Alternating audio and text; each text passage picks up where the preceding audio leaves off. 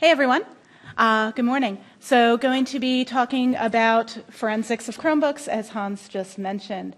Just a little bit about me. I work as Director of Forensics at Magnet Forensics, and I also teach mobile device forensics at George Mason University. That is a really old picture of me, like 20 years ago.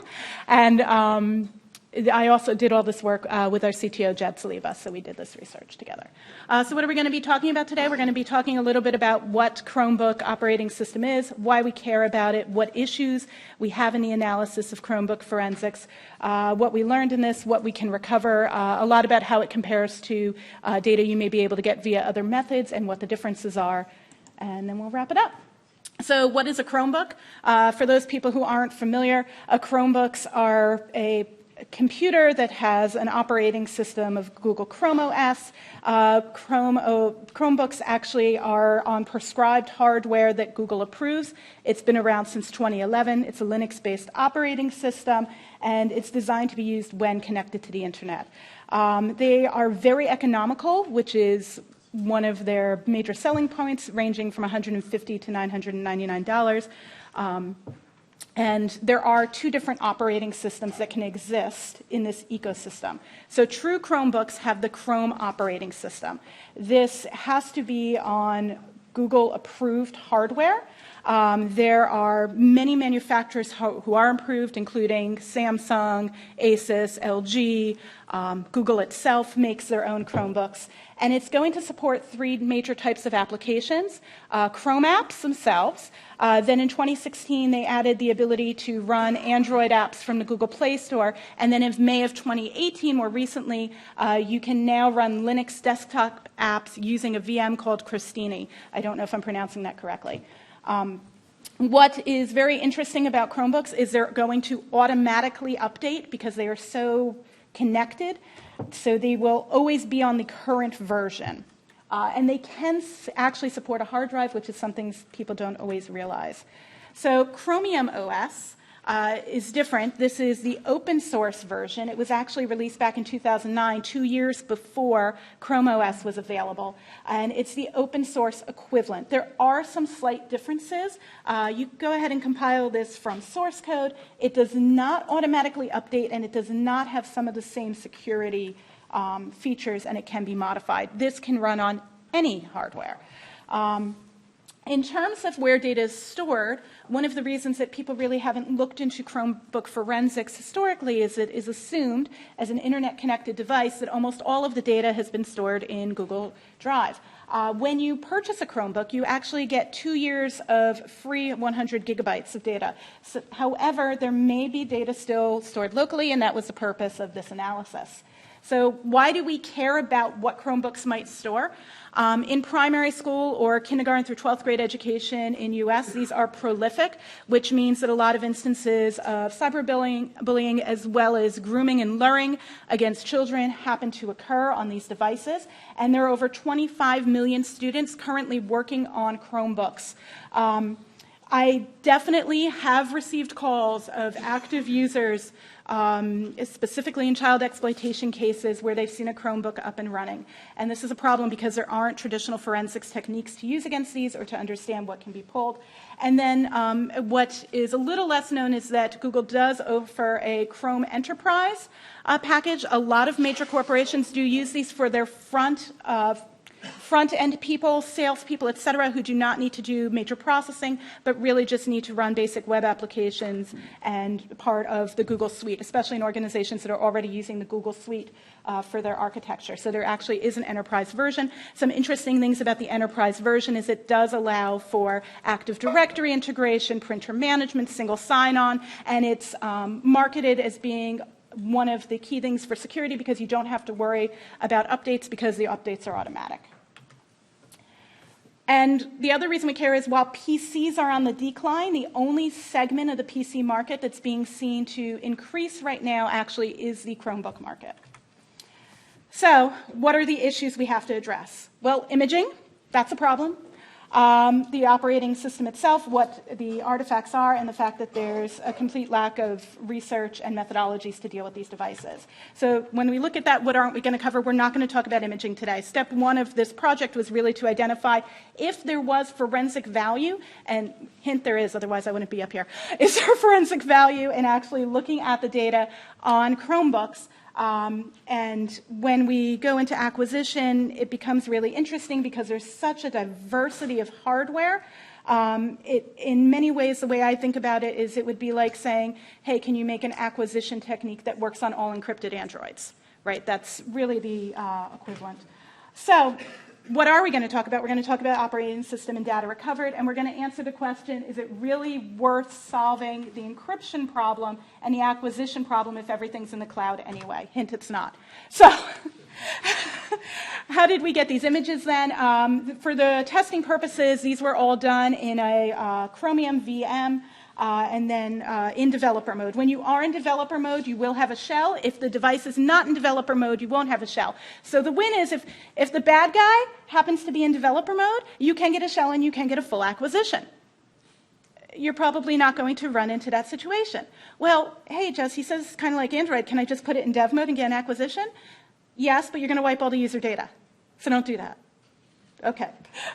On older devices, there's actually a switch, a physical switch under the battery compartment. On newer devices, you would follow these commands. But don't do it, because you're going to wipe the device, unless you're setting it up to do test acquisitions. So Chromium OS, we know it's Linux-based, and we know that it doesn't have those same security features. So let's talk about what we're actually going to find. When we get into the home directory, you're going to see 4 directories. Now, the reason that I have 4, and I'm going to show you all of the paths for every single piece of data in all 4, I'm not going to read them or anything crazy like that, but the reason you have all 4 is because this was an acquisition of a live up and running VM. If you're doing a dead acquisition where you have, you will not get all 4, but that's okay. So we're always going to see in these instances the Cronus, the root, the user, and the shadow path, and I will show you where everything is in all 4. So first is browser history. We expect everything to be Chrome. It is. So there's going to be a SQLite database that lives in these 4 locations. It's going to have your browser history. This is what it looks like. Don't worry, I give you a close-up. So you're going to get the address that went to the common name for the location. You're also going to get your visit counts and your type counts, just like you're used to seeing from Chrome. And the browser cache. This is interesting because, of course, the browser cache is found on the device and not available through the cloud. And so here is what you're going to pull from the browser cache. Of note, the browser cache does use a GUID. You also can pull your current tabs, your last tabs, and your current sessions. And your last sessions,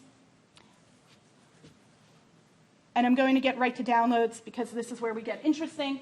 So if you do a download in Chrome, this is what your downloads directory will look like. You'll see I do have a Don't Look Here folder. It's secret. I do have some other documents that were downloaded. And when you go ahead and look in here, you're going to actually see your browser history. So we've got an epoch timestamp. We've got our received bytes, our sent bytes, target path.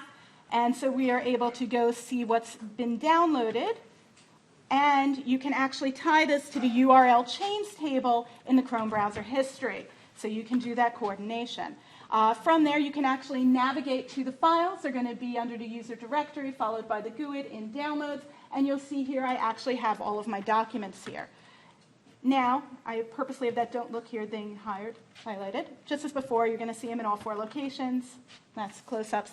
So that hidden folder. So we actually used an extension because you can add extensions to Chrome to go ahead and do features. And this is very, very common in the Chrome store. So we used Hyde Pro for reasons. And right, we've seen this on some people who were doing child exploitation. And this creates a folder so that when you download things, you can download things using this extension directly into a hidden folder. So the question is, are these items still stored on device? So looking at that Don't Look Here folder, through the navigation pane, because the password's not there, you don't see any of the files. The Don't Look Here directory is actually where we just saw it in the downloads. But if we go inside that file, we actually have a .program data that actually has the file names. The file names are base64 encoded. And if you just base64 decode them, you're going to actually get the names of the files. What's really great is if you look in those files, the password is lovingly appended right to the beginning of the file. That was like awesome, wasn't it? It's one of the best places. That's okay. They store it other places too. So if you want, so extensions themselves, because we're using Hyde Pro, you would actually want to find extensions themselves. They are stored, and you're going to want to know extensions. But when you see extensions, all of the names for the extensions are these GUIDs. So how do you determine what those GUIDs are on a Google Chromebook? Well, you Google it.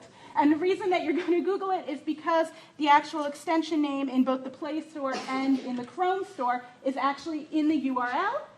So you will find it right there, and that is how you locate it, just like bundle IDs for Android and iOS apps, how you can go to the Play Store and look for them. If you really want to see what's in an extension and what the preferences are, if you go to the manifest JSON file within each extensions folder, you can get information about that extension, including the preferences. Which can let you know if that's something that you want to further investigate. The Sync App Settings has a lot of other information. For example, for Hyde Pro, there was an LDB. By the way, there's level DBs all over this. Thank you, Google, which I was not as familiar with until this. Now I am, painfully. So Hyde Pro, there's a folder in there that has the LDB, and it also had the password for the folder, which was nice and easy. So what is stored offline? There is offline storage available under the Google Drive directory, and you can move things to your offline storage.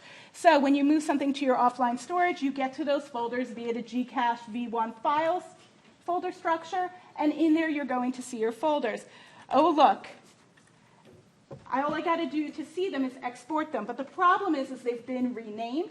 But those with these GUIDs, see the GUIDs? They've been renamed. So the file's exactly the same, but how do I match it up to its file name? Well, in the Gcache v1 meta folder, there is another lovely level DB that allows you to go ahead and coordinate that. There is a free tool called FastNoSQL, which is a PITA, a pane in the rear. To go ahead and look at level DBs. That said, I was actually talking to Mark McKinnon about this, and he actually just created a quick little tool, which I didn't put in the slides. I apologize. If you want a link to that, I'm happy to share that with you. Shell usage. Of course, because this was already in dev mode, if you find it in dev mode, you may want to know what commands have been ran in the shell, and you can find that in the .bash history file. Please do not get confused with the .crosh file. The .crosh file is a list of all commands available, not the actual history file. So you're going to want to look at bash_history instead, and that will give you a full listing of all of the lovely commands that have been ran in order. One of the other things you can pull is the avatar associated with the file. Which is going to be a PNG format, and it's going to have the login name as the file name. So a forensics look at gmail.com was the account we were using to test, and the avatar associated, that picture would be located there, just a regular PNG. So where are we in terms of what's the difference between the data that we can acquire from the device itself versus if we were to look either at a cloud acquisition or Takeouts acquisition, because that is there value to continuing to pursue acquisition? Well, there's actually quite a few differences. So browser history is going to be the same. Browser cache, not available in a Takeout or in the cloud. You're going to need a Chromium acquisition. Browser current tabs, last tabs, and current sessions and last sessions is kind of weird because it can be inferred from the history. Downloads are going to be available only on the device, not in your Takeout. So downloads, browser history. The hidden folder, we could not see that in our Takeout, but we could get it on device. The offline storage, we had to get from the device. The shell history, that one's kind of obvious. The avatar is weird. I have a question mark here. I was able to find the image. The naming is different, and I can't correlate it the same way. I've got to figure out how that's correlated. Pictures, I have an asterisk here. I found the same images with the same content, but the naming had changed between the Takeout and the Chromium. I'm not sure why. And there were some additional pictures in each. The counts weren't exact, so they did not exactly match. So I would advocate for doing both, and especially because task lists we did not find on device, but we did find in the Takeout. So there are reasons to make sure to do both. As I mentioned, or maybe I didn't mention it, but the browser history is actually in the same format as it typically is for all Chromium-based browsers. So I spoke to Ryan Benson, gave him the paths. They could add it to Hindsight. So if you do have an image, Hindsight, which is a free open source tool for parsing browser history, we'll go ahead and parse that. So that brings us to what we need to do next, which is now that we know that there is valuable information we can get off of Chromebooks that we can't necessarily get if we just have the login free a takeout or cloud acquisition, either or. We really need to both develop a method to image Chromebooks as well as a method to decrypt them. So in summary, Chromebooks and Chromium OS are going to become more common, and you may see them in your investigation. We need methods to acquire. We need to understand how that data is stored and what you can gain from looking at it, and that Google Cloud acquisitions may be your friend when you can't get into these devices in the interim. I did do that in my 15 questions. Thank you, Jessica. Very interesting. Lots of further research. Anybody here that is already imaging Chromebooks? Might speed up the research. Oh, so one. Has anybody seen any Chromebooks? Maybe you didn't image them, but has anybody seen Chromebooks on cases? Yep. Oh, wow. Okay. So I've got at least 12 hands went up for seeing them in cases. And there's lack of research, so I hope this was of value to you. Okay. Thank you. Thank you.